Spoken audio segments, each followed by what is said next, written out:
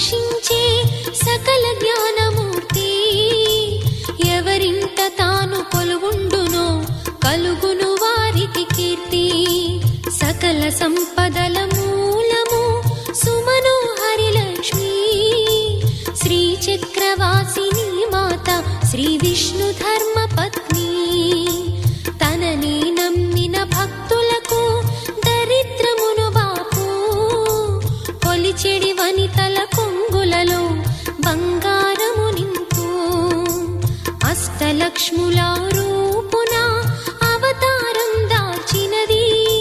కష్టములను తొలగించగా భూమిలో వెలసినది.